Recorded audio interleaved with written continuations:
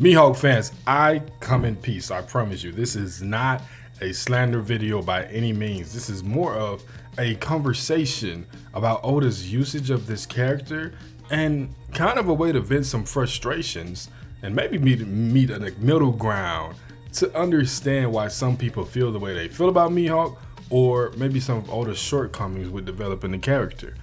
This video is not about Shanks.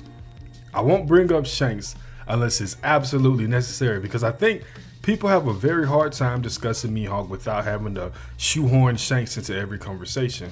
And I'm not trying to do that. I want to make an actual Mihawk video. I already cooked up this beautiful thumbnail, so why not deliver on that? So let's talk about it.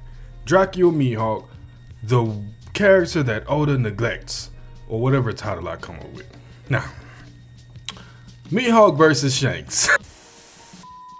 Elbaf is almost done with its major flashback, in God Valley, which was the Inception flashback within the flashback, has wrapped up.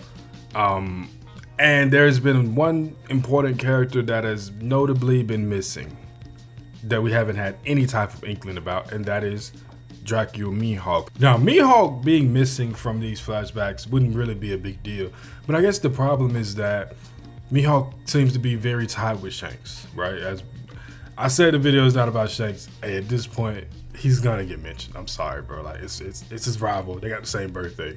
He's gonna get talked about. It's impossible, literally.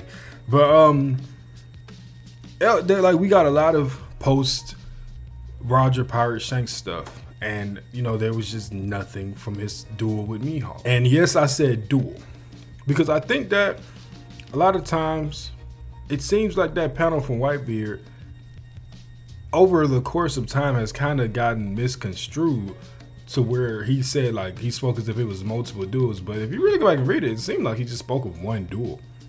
So that's kind of interesting to me. Cause somebody in our OPU chat pointed out to me, I thought that they was just fighting up and down the ground, like it was just one duel, but it must have been crazy if Whitebeard talking about it. But whatever. Now, I don't believe that every character has to be involved in every flashback, because that's how you get nepo piece, right? You know, Polo Graham and other people just being related just for the sake of being related, which doesn't ruin the story, but get a little repetitive. Cool. But I think that when you compare Mihawk's presence and role in major events in the story compared to other characters, like let's say a Whitebeard, I won't say Roger or Shanks because they seem to have a different type of narrative importance that could go beyond Mihawk's. But a Whitebeard or other warlord type characters, or even just anyone really, they're much more present in major events in the past, present, etc. Mihawk was at Marine Corps. I give him a W for that. But outside of that, it feels like the story has a very clear lack of Mihawk and importance in bringing his character into relevant moments. So it almost feels like, for the most part, he's just sidelined. Now, he is a member of Cross Guild, which is probably going to be very important. What's good, y'all? Editor Crow here. And I realized that I, in fact, did not come back to that Cross Guild point, amongst others that I wanted to hit but didn't.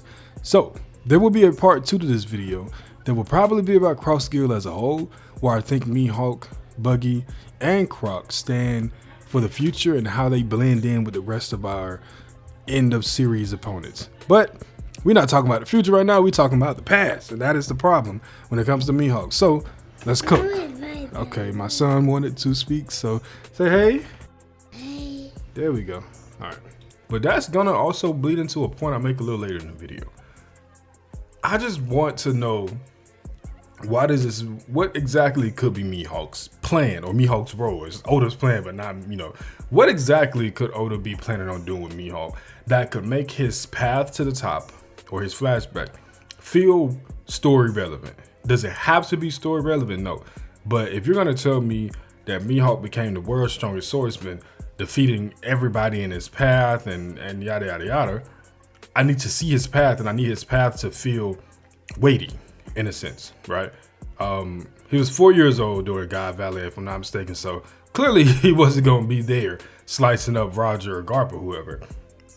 But we've had time, we've had so many chances with so many instances and so many characters where Mihawk could have been at least mentioned. Oda brings back a ton of irrelevant characters. Like there's somebody in this chapter, or was the last chapter, that he brought back a random person that nobody had, we barely even know his name. The average One Piece fans would not know his name, but he's been shown in the flashback and he was shown in the present day.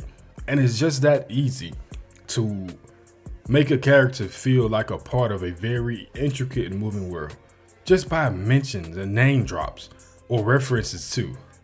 And it's like he just doesn't do that for me. So, and of course the Kaido, how will your ceiling go thing kind of bleeds into that, where it feels like Oden took where Mihawk should have been. But I mean, it's not like 5 was a limit. It's not, he's not a YouTube power scaler. It's not clickbait, top 5. Like he could have just put Mihawk there as well, but he didn't.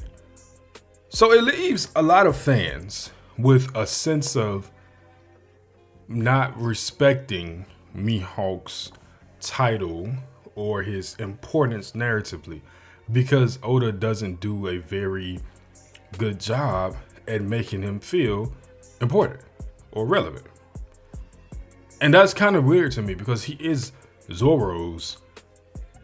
I don't like the framing that he's Zoro's goal, because Zoro's goal is to become the world's strongest swordsman. Whoever was the world's strongest swordsman, or is or will be when he becomes that, that's not his goal. That's just the person that currently holds the title. But let's just say, for the sake of it, he's Zoro's goal. Zoro is the second most important Straw Hat, maybe third if you want to say Nami. I would say second. And the guy that he set out to sea to defeat doesn't really feel important or doesn't really feel involved.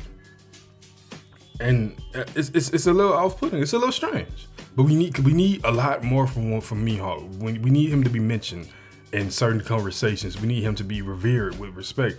It's like, who really wants to respect Mihawk? We spent what, dang near 300 chapters, 400 chapters in the land of swordsmen, and not a single word of Mihawk was spoken. That's a problem. I ain't saying Mihawk had to be born and raised in Wano and his flashback, he was betrayed and he had to leave. I just need somebody to be like, yo, when Zoro was talking to Odin's dad about Emma, and he could have been like, I hear there's one swordsman from wherever, or one warlord that made a black blade, the first one since Ryuma. Like, we need the tales of his legend to be beyond just his one duel with Shanks that was just mentioned by one guy. That's why Mihawk won't feel as weighty or as important as Shanks. That's why so many people don't have him on the same tier of strength. Honestly, if we're just being 100. Now, I do want to spend just a quick minute speaking about his fans. Mihawk's fans are interesting to me. They are rabid, to say the least, to people that don't believe or agree with their. I think there's like no other fan base in One Piece. Like, okay, to me personally, the Admiral fans are the worst, easily. But it feels like Mihawk fans are like obsessed with this idea of trying to get everybody to bend the knee to the idea that Mihawk is stronger than Shanks. And you saw it at the end of God Valley, after Roger did his attack with the sword, and everybody's like they flooding comments and this and that. It's like, bro, I get it. Mihawk catches a lot of shit.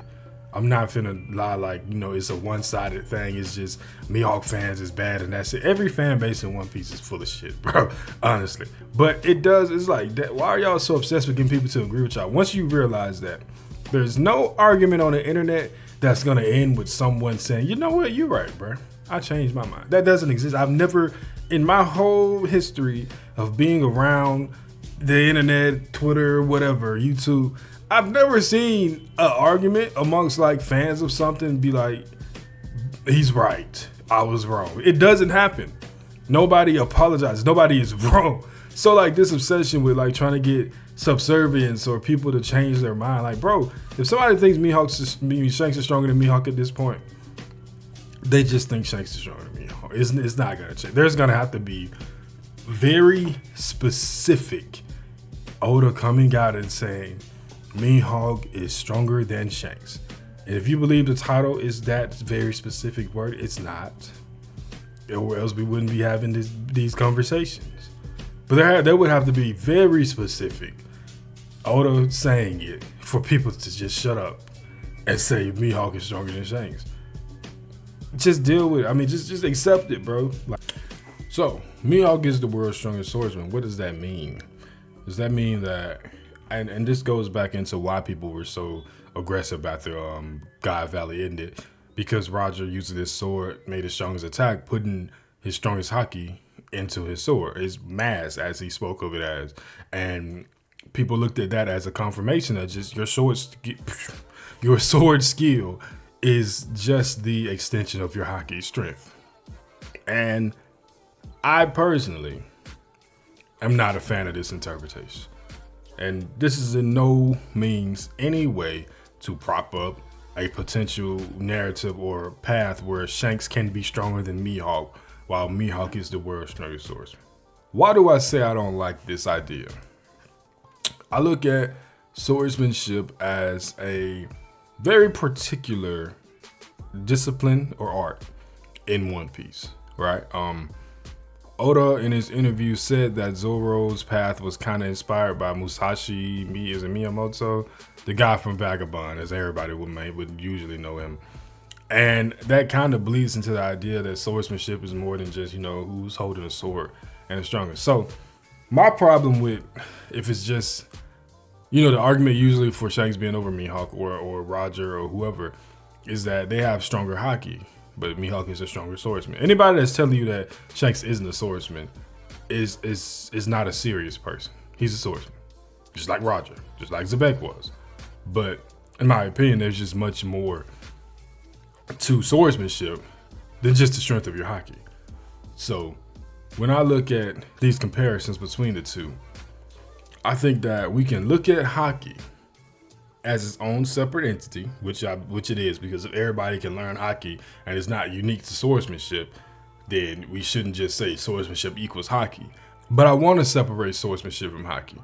Not for no agenda reasons. I just think that from a character writing standpoint, for both Zoro and Mihawk, a distinct separation between swordsmanship and Haki does a lot more for their characters than just bleeding it into the two and blending the lines. Because at what point is swordsmanship kind of undermined if it's just Haki, or who has the strongest Haki? Do I want Mihawk to be the world's strongest swordsman because he has the strongest Haki with a blade in his hand? Or do I want him to be the strongest swordsman in the world who just by extension has extremely strong Haki? Those are two very distinct different things. And people, if that goes over your head, allow me to explain. If Mihawk is just the world's strongest swordsman because he has the strongest Haki, then where is the importance of swordsmanship in that regard?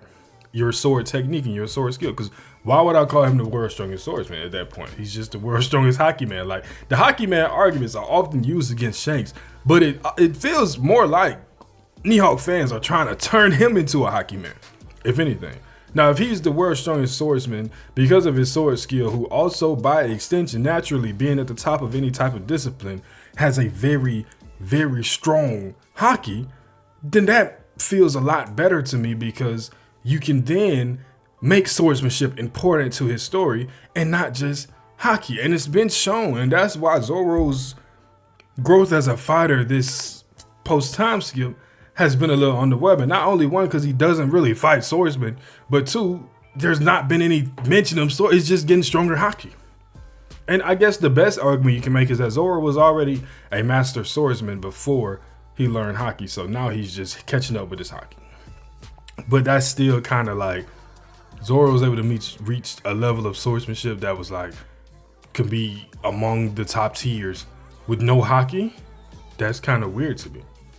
So I think that me personally, I think that Mihawk's and Zoro's story and path would benefit a lot more from keeping those two things very distinct, while at the same time making it required for his Haki to be at a certain level, to be where he is. But his swordsmanship is still the more important aspect in how strong he is. Because I know, like, the memes is always Shanks, make sure you turn off your Haki and this and that. But just be realistic. How is that respect for being the world's strongest swordsman if it's just about whose Haki is stronger? That's a little disappointing. Seriously. Like, that's very, not even a little. That's very, and maybe you get your W, Mihawk fans, for Mihawk being stronger than Shanks. But to me, that's like a character assassination. It's like, where does swordsmanship even matter? Why would you even care about swordsmanship if swordsmanship is just about who has stronger Haki? Because Haki is not unique to swordsmanship, as we know. So if it's just a matter of who has the stronger Haki, why would I even want to pick up a blade? Why? Because swordsmanship in itself is its own unique discipline. That's why. Hopefully that makes sense. To some, won't want it to make sense. That's cool. And to some, they would just prefer the other route, which is fair. But I just think, I don't know. Now, going that route leaves a path for Shanks to be stronger than Mihawk by having stronger Haki. I'll admit that. But does it mean that that has to be the case? No. Shanks can have stronger Haki than Mihawk, but Mihawk's swordsmanship can make him stronger than Shanks. So it's not like you're going down one road, right? It's not like swordsmanship and Haki being separate things means Shanks is automatically stronger. No, it still leaves room for Mihawk to be the more ferocious fighter or the stronger fighter. It just makes sense from a storytelling standpoint. If I'm going to be the world's strongest swordsman, then my sword skill, which is what Oda highlighted when comparing Mihawk and Shanks when Shanks got his new bounty. He didn't just, his Haki is even greater than red hair. No, he has stronger, better sword skills than Shanks. Because that's what it means to be a stronger swordsman. It's not about who has the stronger Haki with a blade, because your Haki is still your Haki with that sword in your hand or not. Garp has extremely strong Haki. He's not a swordsman. If Garp picks up that sword, does he automatically become a better swordsman than guys like Vista or Zoro at this point? No. It's a discipline. It's a skill. Maybe I'm wilding. If I am, let me know in the comments. I'm open to legitimate discussion. Right? I'm very open to that. Now, it's rare to get that from One Piece fans, which is, that's every fandom. I shit on One Piece fandom, but there's no good fandom on the internet. And I'm a part of it. You know what I'm saying? Whatever. But I'm open to interpretation and discussion, so let's hear it. So that's all I got today. Did I come to a definitive conclusion? No. Did I discuss what I wanted to discuss? Yes. In my last video, I promised one video a week. And then my PC decided that it didn't agree with that assessment. So when I get a new consistent method of recording, hopefully I can not hold myself, but hopefully I can be true to that one video a week thing, because I can't do it without a PC or a computer. And it just took the fattest dump on me in the middle of our OPU stream. I had to switch to my girl's laptop because my graphics card just failed. So we're gonna work on it, but I'm gonna try my best. I'm gonna try my best to get as consistent as possible. I know I have some people out there that really do look forward to my videos, and I really thank y'all. That it means a lot. Like, I don't think words can really describe how much it means to know that there are people that really enjoy watching me talk about One Piece. That's crazy. But yeah, appreciate you if you made it this far. Hey, tap in, subscribe, like, and look forward to the next one.